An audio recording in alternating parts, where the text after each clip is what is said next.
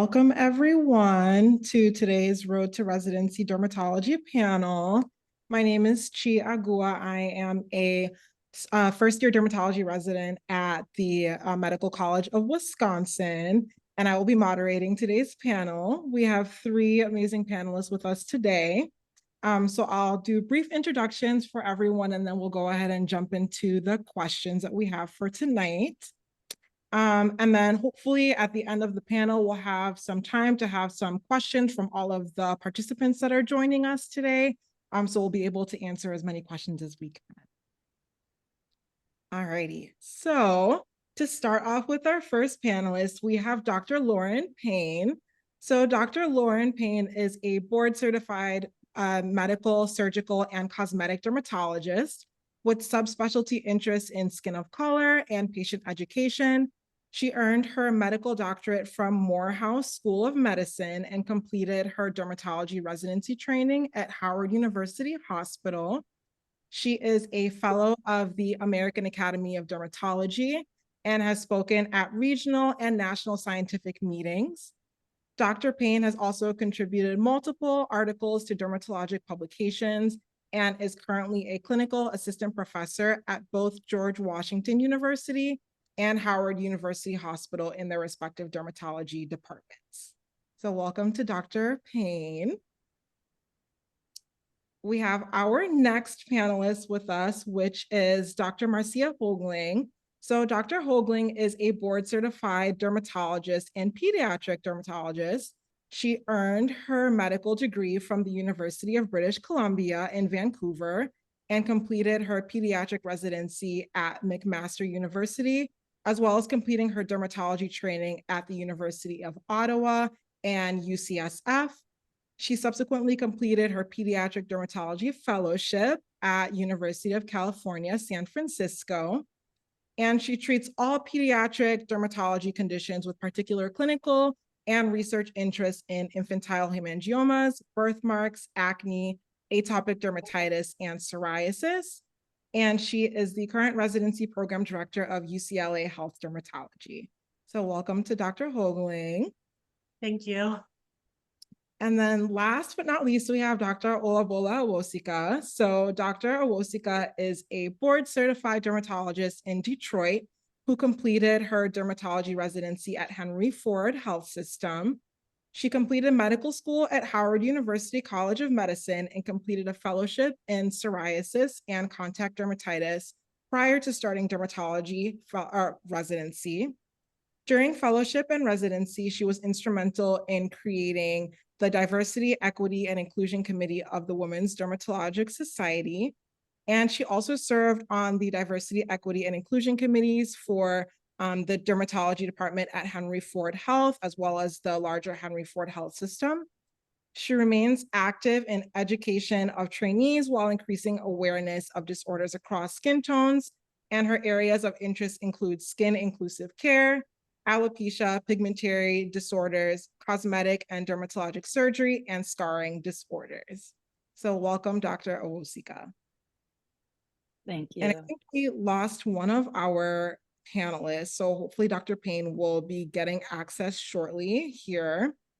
But we'll go ahead and jump into the questions for tonight. So I have about 10 preset questions that we'll go through, and then we'll have some time for panelists or for some participant questions at the end. So, and this goes to any of the panelists to answer, but the first question of the night is, what makes a strong dermatology candidate?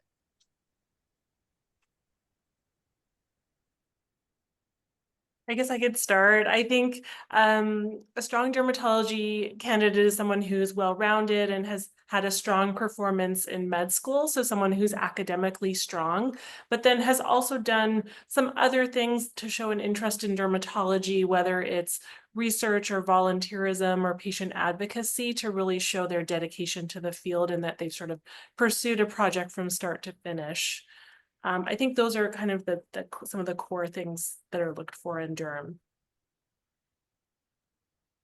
I agree. I think that the well-roundedness is a big thing because a lot of candidates that apply for dermatology are going to be academically strong, but demonstrating that you're unique in terms of what is your journey into dermatology and what has really led to show that you would be a strong candidate and you would continue to um, carry through your characteristics when you're in residency, whether that's in research or whether it's in health advocacy or um, patient outreach projects that you've done, but showing that you have a strong track record of that and that you've been able to complete projects, as Dr. Hoagling was saying, that's really important.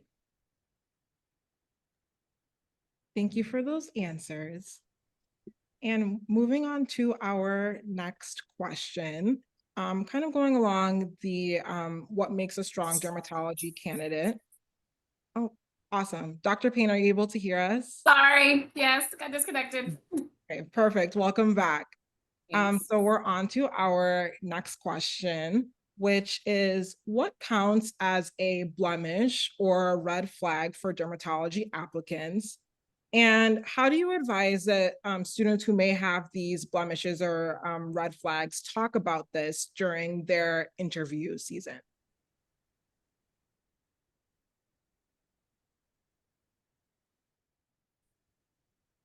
Well, I can start. I think that probably the low hanging fruit is probably having a step score that isn't considered as competitive amongst other dermatology candidates. And if that is the case, I think making sure that you're really strong in everything else, whether that be your academic work or in research, and doing something like a research fellowship could definitely strengthen your application, and having a lot of publications and demonstrating your track record of being a reliable person when it comes to research projects and publications in your institution and also with other institutions. And then also having people advocate for you too, because I think that if you have a blemish on your record, having other academic dermatologists that know you well and know your work ethic that can advocate for you is going to be the big difference when it comes to being able to get your application to people's desk and considering you despite the blemish on your record. Yeah, I agree. I think, failing a step exam, luckily, step one is pass fail now, having a lower score on step two, but the way that you could overcome that is by being strong in other areas. I guess if you have a weaker med school performance as well, I think then the concern is, will you be able to be successful during residency, because dermatology is quite challenging where you have to do a lot of studying. That's a big difference that I noticed between pediatrics and dermatology. With derm, you actually see patients all day and then you go home to study. So you have to kind of be someone who's in that mindset and who is academically strong, I think. And just a follow-up question to this as well too. So I think sometimes with identifying these blemishes and red flags, sometimes students may not know what would count as one. And I know we kind of touched a little bit on maybe having like a low step score or not doing well academically would count as that. Are there other things that you've seen on applications that would also count as red flags that students should be aware of going into the application cycle? I think you never want to exaggerate what work you've done because people will figure that out. So it's always good to be truthful because people will often reach out to people that you say you've worked with and verify that you've done that work. So that would be a huge red flag if someone were to lie on their application. Yeah, I think another example was somebody who dropped out of a research year. So it was just a noticeable gap and just concerning that maybe they did, for whatever reason, they weren't able to follow through. Thank you for those answers for that as well too. So jumping into another question that typically a lot of dermatology applicants are considering or kind of hear mixed information about research year. So if you can talk a little bit about how much research is needed to be a competitive or a successful applicant for dermatology, and what consideration should be taken when students are deciding if they want to do a research year or not? Yeah, I think I wouldn't get too worried about the number of publications. I think there's a lot of times students fixate on, oh, I have to have this number, but I think we look more at the quality than the quantity. So it's more important to be able to do a project from start to finish or have some type of research, some kind of publication. So I wouldn't worry too much about that. And I think that there's pros and cons to research years. I worry that students get burned out and that not everyone has the resources to take a year off. And so I don't think you need to do that. But I understand why people do, because there's not much else to distinguish yourself right now, as a lot of the schools are pass fail. And so if people are looking for data points, they're looking at research. But I would just reassure you that I wouldn't get too worried about the number of publications, but rather, make sure you do some research. I do think it's needed, but it's more important that you're able to follow through or do something that you're passionate about in research, not just to check a box. So I did a 2-year research fellowship after medical school. I didn't match when I applied the first time. I matched after my research fellowship. And I've mentored a lot of students that have done research fellowships after their 3rd year of medical school. And I would say that if you're going to do a research year, then you do want to make sure that it's very productive. That's the thing. And Dr. Hogland kind of, and I hope I'm not butchering your name, but you kind of reference this when you do a research year, people are expecting you to be very productive. So that's the con to it. The pro to it is that ideally you're going to do it at a different institution than where you are to create connections. And that's really what is very beneficial about it. But also, if you're going to do it, I would sit down with your director of your fellowship to discuss what the goals would be and what they were determined to be successful. I know when I did mine, I was there for 2 years, so I had like 20 plus publications when I applied. And that was really significant, and I think helped me to be very competitive when I reapplied when I did that. But I know a lot of med students that have gotten accepted for like 2 or 3 publications. So again, it's really about how people are able to reflect on your work ethic. I think the connections that you're able to make, the fact that people know that you're going to be a genuine, hardworking, likable resident. Durham residency is really tough and hard. And if you're able to like smile through it and study at night, like Dr. Hogling was saying, after seeing patients all day, and still be excited to write case reports when you need to, that's what people want to see in their future residents. And someone that can churn out 10 to 20 publications may not be also the best resident too. So all those things have to be factored in. And Dr. Wosika, so a follow-up question to the research fellowship that you did after completing medical school. So is there a timeline that applicants should be aware of when they are deciding if they want to do a research year? What kind of goes into the application process for the actual research year? And are there things that they need to be aware of if they're deciding to go that route? I think if you're wanting to do a research year and you're a medical student, you should be looking for it at the beginning of your 2nd year, because unfortunately they are really competitive. And as Dr. Hogling was saying, like having the resources to be able to do it, there is few of them that actually pay you for the year, which I know would have been my concern as a medical student, because I wouldn't have been able to afford not getting paid for a full year, whereas other people do have those resources. So I would probably start considering it as early as like the summer after your 1st year, if you know that you want to do derm, and start looking and inquiring at the beginning of your 2nd year. Thank you for the clarification. And then another question as well too. So I think also with students who are maybe coming from institutions who don't have home dermatology programs, are there specific programs in place or different opportunities available to them to be able to find mentors and resources when they're deciding if they want to do dermatology or not? Yes, I believe there's different resources out there. Oh, go ahead, Dr. Payne. Sorry, I was going to speak from a personal standpoint. So I went to Morehouse and we don't have a dermatology program. It's in Atlanta, Georgia. So I had to go to Emory and I had to make those connections on my own. And I think that's what hopefully there are some, programs in place now. But a lot of times it's still you doing the legwork, right? If that's what you want to do or think you want to do, sometimes it's you having to step out after class, reaching out to those people, getting to do your away rotation at those institutions to really kind of make those connections. Sometimes they are there for you. There may have been people before you who have made those connections, but if not, like you got to kind of step up to the plate and take the initiative, make those steps.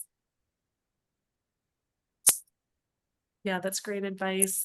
I think there's also some resources now through the Derm Interest Group especially for students who don't have a home derm program. There is a mentorship program and they tend to prioritize those students without a home program. So that could be an avenue to look at. There's also look at all the different derm organizations. So pediatric dermatology has mentorship grants that you can work with a pediatric dermatologist. I think probably the Women's Derm Society, but also the AAD has a diversity mentorship program as well. So you want to look at all of those different programs and apply to them.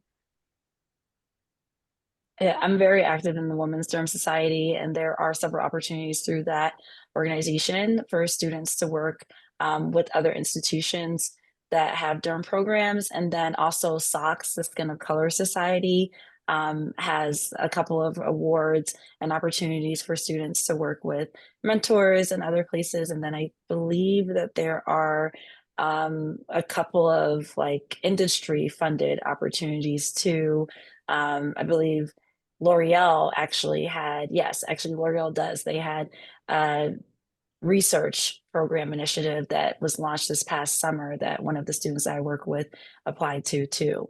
So you kind of like Lauren was saying, you got to hustle, get online and start looking for all the opportunities because they're out there, but they're not coming at you on the screen. You got to search for them yourself. Awesome. So definitely have to see where all the resources are and kind of get to work with being able to utilize what's available. So, but it's great that there's opportunities that are available as well. I'm a student who or when I was in medical school, I went to Meharry, so I didn't have a home dermatology program. So it's always nice to see that there's always new things coming up for students to be able to get mentorship and be successful in applying to dermatology. So on to our next question, which we touched on a bit of this in the beginning. So something that always comes up as well too is what counts as a competitive step 2 score for dermatology? And truly, is that something that students need to pay that much attention to when deciding they want to apply dermatology or not?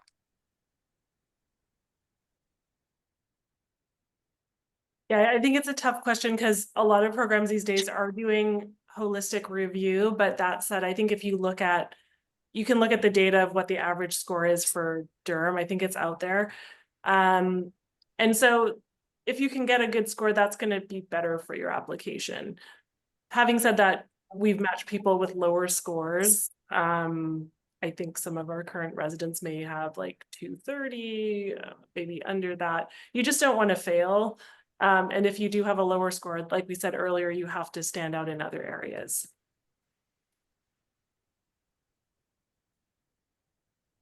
I would totally agree with that. I think that when I've asked around the colleagues, it seems like kind of 240 and above is like the score that kind of really is considered more competitive, but there are people with lower scores. And I mean, these are still scores that are much above passing. And so I think those are things that if you do have lower than a 240 and you're interviewing, you want to emphasize like I had a great score, I did better than the average, but I also have all these other qualities that demonstrate that I would be more than excellent resident at your program. And that's what you really want to harness and focus on. And then of course having strong academics, and then being personable because people want to like the people that they're working with, and being personable and being a normal person will get you a long way. Awesome. Thank you for that. So going into the nitty gritty of putting together your ERAS application and deciding where you want to send these signals to. So given the current signaling system, how many programs do you advise that applicants apply to when they're applying dermatology? I can speak as a program director and maybe just my own experience and what my friends do. So I would say to apply to 28 programs because you get 28 signals. And otherwise, you're, at least at our program and other programs that I know of, you would be wasting your money because we only look at those people that signal us. So you have 3 gold and 25 silver. So use those. But I don't think that you need to apply to extra ones.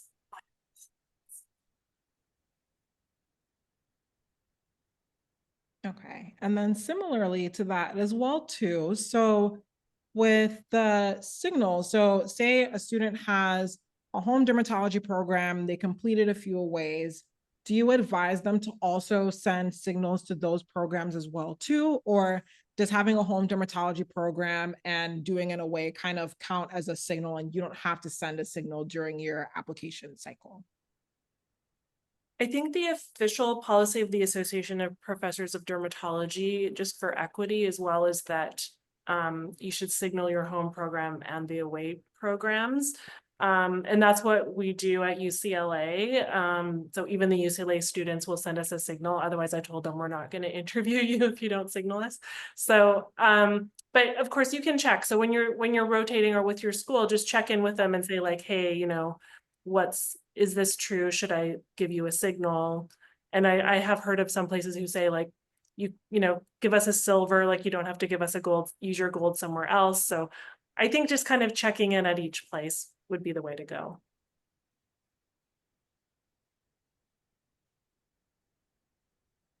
Okay, and then also along the lines of that question as well too. So I know you had mentioned, Dr. Hoagling, about checking in with whatever program to see if they already did an away, for an example. Do they need to send a signal to them? What is your advice or guidance? And this goes for all of the panelists as well too. So what is your advice and guidance in regards to communicating with programs that you may or may not, or programs that you may be interested in as a dermatology applicant? So for example, is it advisable that if I were applying to dermatology, that I email the PD or the faculty member that I'm interested in working with at an institution during the interview season? I have mixed I mean, I've feelings been. about it. Oh, go ahead, Laura. No, go ahead, go ahead. I was gonna say I have mixed feelings about it because, again, normalcy is very important, and you want these interactions to be genuine, and people can see and feel across emails when it feels disingenuous. And I think if you have a genuine connection when it comes to like research or field of interest that you're able to connect with that person about, then that could be a good opportunity to reach out to them. But I think probably even more so what would be better is if you had a mentor that knew you really well that could reach out on your behalf. I think that's what's most respected.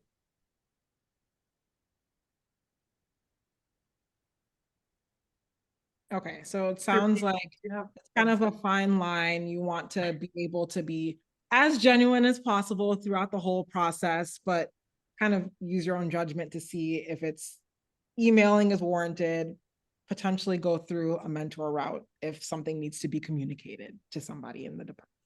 I think so, because I feel like I get so many emails every single day from students. So just remember that like the PDs are getting flooded with emails. So you should have a good reason for emailing. I mean, you may want to consider it like, say your couple's matching and your partner got an interview at UCLA or something like that. Like that might be good to know. It may or may not change the process, but that might be a situation. But otherwise, I think it could backfire. So you just want to be really careful with all your interactions. Remember, even when you're dealing with the program coordinator, just always put your best foot forward with, you know, even on your rotations with all the nurses, all the residents, just be really nice to everybody. Because we care more that have a strong work ethic and that you're a team player and you're going to show up to clinic and work hard than what your research or your scores are, to be honest. Thank you for that. Okay, so a few more questions left before we open up the floor for participant questions. So can you all share your overall advice or tips in regards to preparing for interviews? Everything from what your interview setup should look like to how you can prepare and best answer questions during the actual interview. So I think, yeah, mock interviews, of course, are always important. Try to mock interview with people who are in dermatology. You know, if you have people at institutions where you're applying to, if you have, you know, some of the residents there, you can always talk to them about seeing if they'll be willing to do a mock interview with you. I know everything is Zoom now, so of course, making sure that you are very professional, even if you're at home, and definitely make sure that your attire is presentable and things like that. Simple things that you would think would be common sense, but they're not always common sense. Just be prepared. And I know through NMA, they pair people to do interviews every year with students. And I usually get like one or two students that I go through mock interviews with. And it's just really good to establish a mentor. You can have multiple mentors. So a lot of times I will end up getting mentees through NMA because I'm doing mock interviews with them. And we prepare, not only do a mock interview, but also prepare for like each one of their interviews. I'm like, tell me about this program, why you really love it. And you want to make sure you have questions specific for that program so that they know that you research them and that that you're really genuinely interested in them. So prepare, watch yourself on camera to see how you respond to certain questions, and then make sure that you are ready for any uncomfortable questions too, and that you know your application inside and out too, and all of your research too, because any of your research is fair game as well. So any of your projects, any of your experiences, whether they were freelance or you know, you worked at a shelter, et cetera, you want to be able to talk about those genuinely. Yeah, I agree. I think you want to try to be your authentic self, and you will be nervous, but I think if you practice, then you're going to be well prepared. So make sure you practice with lots of different situations with your mentors and your friends and get as much practice as you can. And I think it's really important. Everyone's going to ask you why you want to do dermatology. So make sure you have a good answer for that.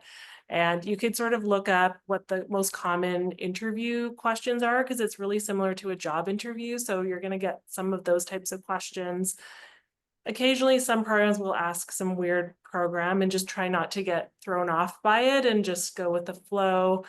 And I think you'll do great.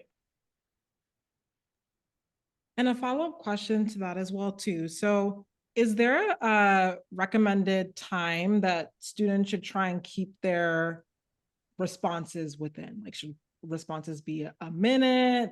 Can they take 5 minutes? How should that be factored in when they're preparing for interviews? I think often with Zoom, you're going to have multiple Zoom rooms with multiple people, so they could be shorter interviews. So in those situations, I would try to keep your response to a minute or a couple of sentences, because I have had students who go on a really long explanation and then you only have time for one question, you know, so try and make it more of a conversation. All righty. So we've completed the interview. So now we're thinking about ranking programs. Should students try and think about how the interviews went and maybe make their rank list according to how they think that their interviewers will rank them? Or is it advisable that students kind of make their rank list based on the programs that they're truly interested in? So I guess what should students consider when they're making their rank list? I would say my understanding has always been that the match favors you as the applicant. So you need to rank based on where you really want to be. It is not a game of like, okay, I think this program liked me better, so I'm going to rate them highest. It literally goes down your list. And as it goes down your list, it compares where you've been ranked in that program. And if you're high enough on there within whatever number they have of applicants they can take, it will take you. That works. So if Like- you, wherever you prefer to go to, I would put that the highest, because it's like, let's say you got 28 interviews, you're really lucky, all your silver and gold, I forget what they're called again, you got all your interviews. And so if you rank every single one of those programs and the 28th one takes you, you will still match. So you should just rank them as you would want to be. Okay, so we're not thinking about what the programs are doing. We're thinking about where you would want to go and ranking based on that. Yeah. Okay, awesome. So last question that we have before we open up the floor for participant questions, and we already have some coming in. So what are some common pitfalls on dermatology applications or interviews that you've seen within the past few years that you would advise students against doing or falling into that same pitfall? I think something that oh, go ahead, Dr. Go ahead. Hogan. Sorry, I keep going. No, you go, you go. I was going to say, I really appreciate what you said about making sure that you give succinct answers that are conversational, because, like you said, you only have so much time with each interviewer. And so if you ramble, you want to kind of like practice not rambling and getting to the point and efficiently getting across who you are when you're answering these questions, so that when your interviewer leaves and goes back to the panel of people that are deciding how are we going to rank these students that we interviewed, they're going to be able to say, these are 3 things that came across about this student. I know that, well, taking myself for instance, Ola. Ola is passionate, a team player, hardworking. And I got those 3 values from talking with her. So you want to make sure that one, the interviewer walks away with a strong sense of who you are, and then 2, that you of course are not rambling and taking too long to answer a question, because then you may miss out on opportunities to give answers that would help you in the long run when they're reviewing you as an applicant. I think another pitfall is, say you're signaling silver to a program, but then in your personal statement, you're customizing it. And some students will say in their personal statement, like, you're my top choice, but then I'm like, we're not your top choice because you didn't give us a gold. So that comes off as like a little bit disingenuous. So I would just be careful with those types of things, like with personalizing your personal statement. Awesome. And Dr. Payne, did you have any I'm so sorry. This is a mess. It's okay, you're here with us now. So the recap of the question that we just asked before we open it up to participant questions was based on the common pitfalls that you've seen over the past few years, looking at applicants and residency applications, what are some of the pitfalls that you would advise students against, whether it's on their application or during the interview? I think during the interview, a big one is getting too comfortable, especially with the residents. So I think, the residents make you feel very, very welcoming, which is great, but that's still an interview.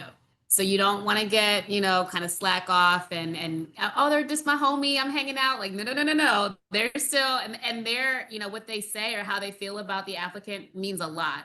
So just kind of make sure that you understand that the entire day, from when the program director or the coordinator comes in and introduces you and things like that, that whole entire experience is an interview process. So just kind of stay on your game. Awesome. Thank you so much for your advice with all these questions. So now we'll move on to the Q&A portion with the participant questions. So I'll kind of just go down the list here. So the first question that we have is, how should one go about submitting a late step 2 score? And how does that affect the application as a whole? I would look at, I believe there's going to be a Google Doc from the Derm interest group about all the programs and the step 2 scores. And a lot of programs require the step 2 score. So maybe then apply to the ones that don't require it. Because it's going to look bad otherwise. If the program says you need your step 2 score and you don't have it, then they're not going to interview you.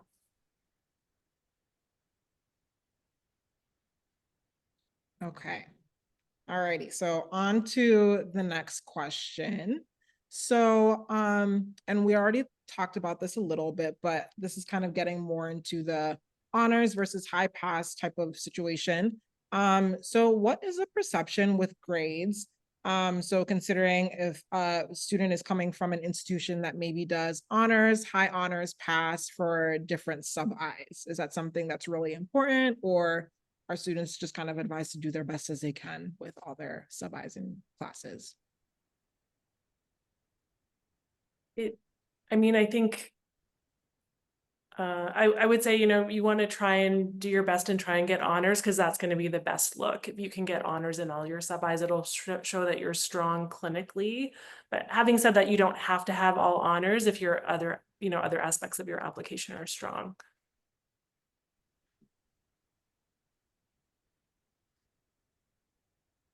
So our next question we have from an M1 who's joining us today. So the question is, as an M1 who is interested in dermatology, but still staying open-minded, are there any things that they should be doing or starting to do in order to prepare for applying to dermatology residency in a few years? I say just trying to get exposed to dermatology. Try to see if you can even shadow with a dermatologist, once a month, and then you should have some half days off. Just to get exposed to the field, because you just don't want to wait till your third or fourth year to get exposed, thinking you know what the field of dermatology is like, and then you get in and you don't like it at all. And you will have prepared and taken, did all these research years and not really actually like the field. So, try to take time out of your day and set aside time to at least shadow a dermatologist a couple of times to kind of just see if it's something you're actually really interested in before you proceed forward.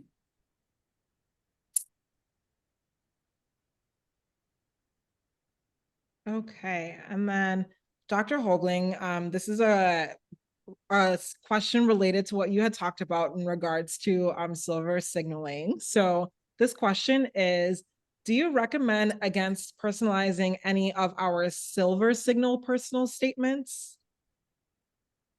I think you could personalize it. So like say if you have ties to the city, or you could definitely mention that. You just don't want to say that it's your top choice, like your number one choice if you gave a silver, but you could still personalize it if there's things you like about the program that appeal to you that you think would be a good fit, or you can mention that for sure. Okay, and then another question that we have also relates to this as well too. So kind of a more general question regarding personalization of personal statements. So is that something that you generally would, and this goes for all the panelists, is it something that you generally would advise students to do, or is it kind of something that's not really necessary for the application process? I don't think it's hugely necessary, but you may want to do it for maybe a few of your top programs or ones like, I think most students end up matching where they have family or where they went to med school. So maybe highlighting some of the things of like why you want to stay at your current program or why you want to move to a different city, that could be helpful just for people to understand like your commitment and your ties to that community.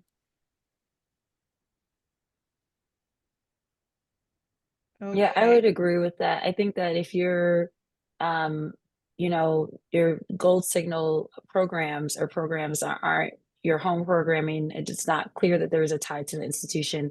By looking at your application or the location, it would be nice to do a personal statement for those programs to let them know why you would be interested in going there. Otherwise, it might be questionable if this really is a top program for you. Okay. So our next question is related to pursuing kind of like a subspecialty within dermatology. So we have a student who is interested in pursuing pediatric dermatology. Is this something that they should communicate and kind of have shine through on their ERAS application and potentially mention on their personal statement and during interviews as well? Or is this something that's kind of advised against and students should kind of stay as general as possible during the application season? I think if you're genuinely interested in pediatric dermatology, it's okay to say that. We understand people may change their mind. And in fact, there are some programs, if that's truly the case, you should really look into certain residency programs have a peds derm track. And that actually could be advantageous because there might be a smaller number of applicants to those spots. But I know of places like NYU, Penn, they have like a special spot only for peds derm. I think Stanford does.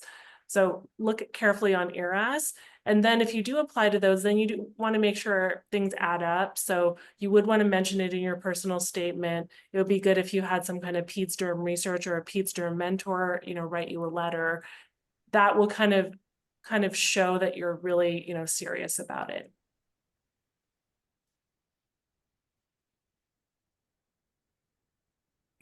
And then also related to that as well too. So if a student is potentially interested in more like surgical dermatology, is that something that you would kind of give similar advice, or is it something that they should kind of stay more general during their application cycle as well?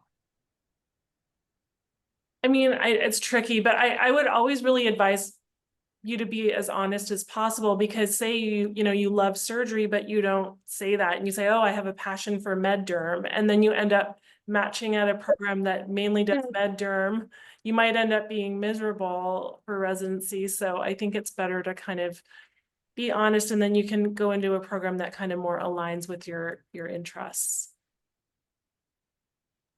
Yeah, I would agree with that. I think that you don't want to ever sound like you're pigeonholing yourself, that you're only interested in one subject or area.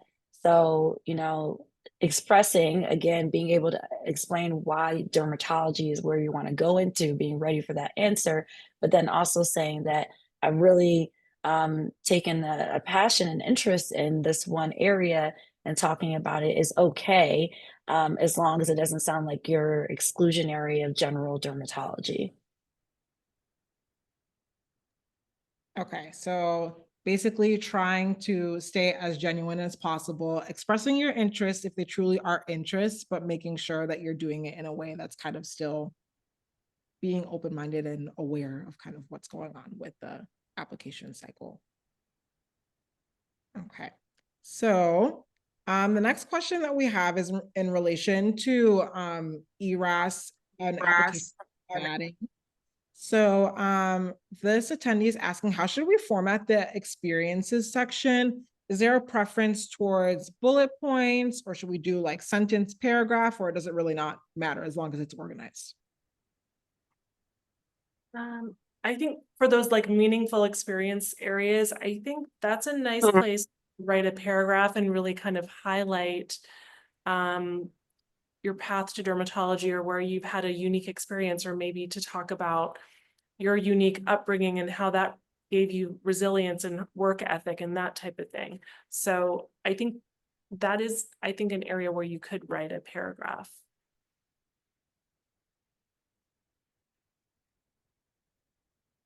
Okay. Then another question that we have as well is, are clinical years weighted stronger than preclinical years when looking at applications? And our school offer this attendee saying our school offers honors for preclinical years, but other schools may not include honors for preclinical. So how does that factor in when you're comparing different grading systems for different students? Yeah, it's really tough to compare schools because they all, they're all very different. Like some have grades, some are pass fail. But in general, I think your clinical years are more important than the preclinical years, because the clinical is really more about like what kind of clinician you're going to be. In dermatology, really, unless you go into derm path, is patient care and taking care of patients and sort of functioning in a high volume environment. So I think having strong clinical skills is important.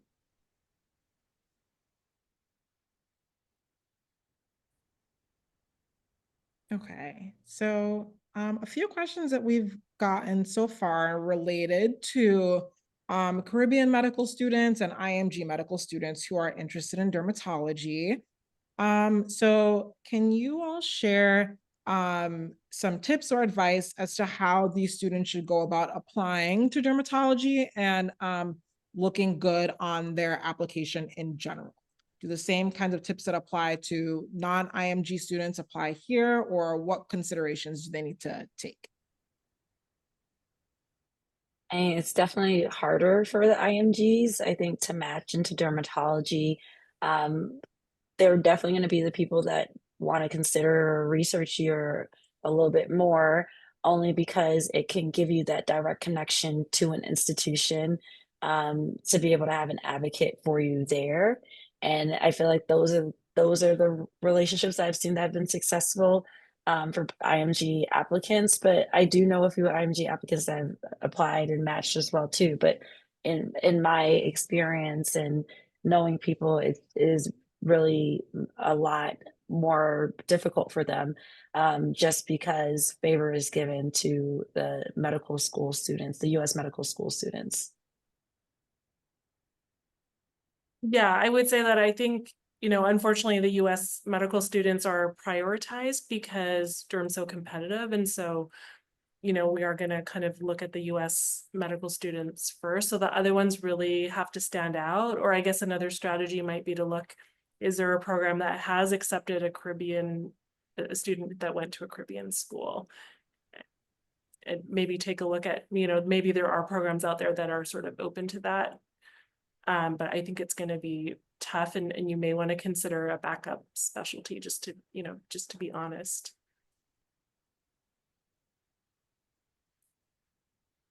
Okay. One of the other questions that we've gotten as well too is in relation to these kind of narrative evaluations or like clinical evaluations that students may have on their applications. So can you kind of speak on how much weight is given to those evaluations, whether it's clinical evaluations or MSPE, and how that kind of factors into choosing who to interview for residency? Yeah, I think the MSPE, which summarizes all the narrative clinical evaluations, is very, very important. And it can be tough. I mean, I think reading through a lot of the schools, like, a lot of even like the prestigious med schools, it's all just narrative. So basically, what I do is read them side by side, and you can kind of pick up different words and get a sense of which student is stronger than the other based on reading them side by side from each school. But yes, that is very important. I think most residency directors really carefully read all of your dean's letters.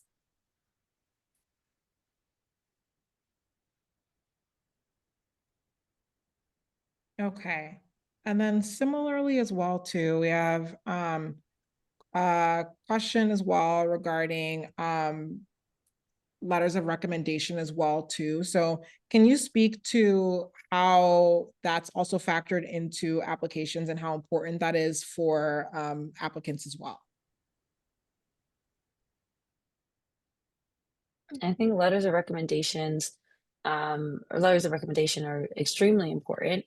It's very easy to discern whether the person that's writing the letter for you has a close relationship with you and knows your work ethic. So it's more important to have someone that knows you well and what kind of resident you would be to write your letter than having someone that's well known, or has a lot of academic accolades write your letter, because the letter that they're going to write is still going to show their relationship with you. And I remember thinking that when I was a med student too, like, oh my gosh, I need to find someone that is well known for their research, or has a big academic presence. But really, it's about having a mentor that can vouch for you, and it's going to shine through on the letter of recommendation, because it's very easy to tell the difference. Yeah, I completely agree. So you could ask someone, if you connected with someone during your clinical rotation or someone that you worked with a lot, that's somebody that you could ask to write you a letter, and they don't have to be a well-known dermatologist. So yes, I think the letters is another piece that kind of we look at, the grades, the letters, the personal statement, and the dean's letter. Those are kind of the main things that people review on the application. And I guess another tip would be, even if you're shadowing someone in private practice a lot, I may not get a letter from a private practice, just because that wouldn't carry as much weight as having one from an academic dermatologist. So try to get your letters from other derm programs. Okay, and then we had a question just come in, also related to letters of recommendation, but asking about what the perception is about non-dermatology letters. So how many of those letters should students have if they're applying dermatology, and kind of what's the overall view on that? I wonder if Dr. Holding is going to agree with me, but I think have all dermatology letters. I think the non-dermatology letters are nice. I tell my mentees, use that for your IM transitional year application, but for the derm programs, they want to hear from other dermatologists. Yeah, I agree. I would try to get 3 to 4 dermatology letters. And, even if you have an internal medicine doctor that says you're the best student they've ever worked with, that may not carry as much weight as a good letter from a dermatologist. Okay, so we have also a few questions that have come in regards to being able to find research opportunities, whether it's just projects kind of here and there, or more of these funded projects, or more of these more funded research opportunities. Um, are you able to kind of speak on kind of how students can combat these challenges that they may be up against in terms of finding these funded opportunities and being able to get the research that they need to be successful in dermatology?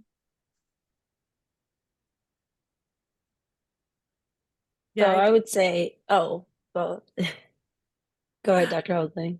So I was just gonna say, yeah, it's tough, and I realize it's so hard for students. And I think they're constantly, emailing to try to get research. But I would start with your med school. If you have a home derm program, then talk to your director of dermatology education. There should be sort of a mentor at your institution, so you may want to talk with them and then figure out which faculty are doing research and try and connect with those people at your home program. And if you're not at a home program, then maybe look at if there's an institution in the same city that has a derm program. That could be helpful, because a lot of times with research, it's difficult to do remotely, especially if you're accessing patient records. You need to have access to the EMR. So I would kind of start locally. And then thirdly, I guess you could look at the research year opportunities, or there are some programs that have summer programs for students to do research. Yeah, I think the summer programs are so important. I did the AAD Diversity Mentorship Program, which connected me with a great mentor that ultimately led to me getting the research fellowship that I did. And even she was actually a private practice dermatologist, but and wrote my letters of recommendation. And it was a very strong letter because she's my mentor till today and absolutely amazing. But I think that establishing that early on if you can, a mentor that can help you get research. So whether that's meeting with an academic dermatologist in your first year of medical school and just letting them know that you're interested and first shadowing them, and then they might not have a research opportunity for you, but they can connect you with another friend that does.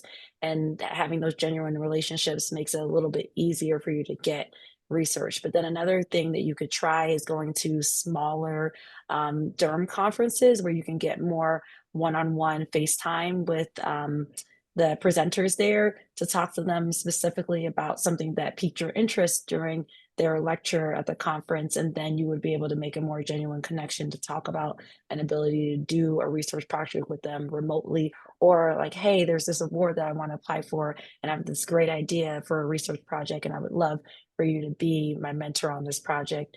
How can we make this happen? And so, yeah, that would be what I'd recommend. Awesome. Okay, so we have time for about 2 more questions. So one of the questions here, we have a student who is interested in combined medical dermatology.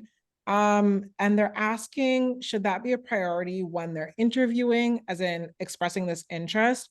And with this interest, does that mean that programs are more so considering them for kind of these 4-year tracks because that they've expressed this interest for med derm? Yeah, I think if that's your genuine interest, you could apply to those med derm programs that have internal medicine, dermatology combined. That might be a really good fit for you. I mean, the core of our derm training is medical derm. That's what you're going to spend most of your time doing at most programs. So I think just, just talk about what your interest is, and I think that'll work really well. Okay, and then our last question that we have here. So this student is wondering, is there a way to get information in regards to current resident stats within different programs? And they kind of talked about where they're from and wanting to potentially match back home, but not being super sure if they kind of fit within the stats that are usually accepted within the program that's kind of around where their hometown is. I'm not quite sure what they mean by stats, like the stats of like their step score and like high honors, or like the background of the person that's matching from a home program. Um, I don't know, Dr. Hoagland, do you have thoughts? Yeah, no, that's what I was wondering as well. I think now there's more data on programs and what the average step scores are for different programs, or at least who they interviewed. I think that's out there now. You could look at their website to see what med schools people went to, and I guess, the backgrounds. You can see photos of people, and so you might be able to get information that way as well, based on looking at the website. Okay. Awesome. Alrighty. So I hope we're able to answer all, not most of these questions here. So I want to take the time and thank our 3 panelists for joining us tonight and answering all these questions. I know Dr. Payne isn't in here right now, but thank you so much for answering all of our questions. And to the participants that are on the call as well too, we have a short survey that we wanted you all to fill out for us to be able to get information as to how helpful this panel and seminar was for you. So if you could take a few minutes before you leave to fill that out, that would be great. And thank you so much for joining us tonight, and best of luck with application cycle and season as that's coming up. Thank you so much, and good luck to everyone. Yes, thank you, and good luck to everyone. Just remember, if you are passionate and you're excited about being a dermatologist, like continue to work hard, work towards that goal. Awesome. All righty. Bye, everyone.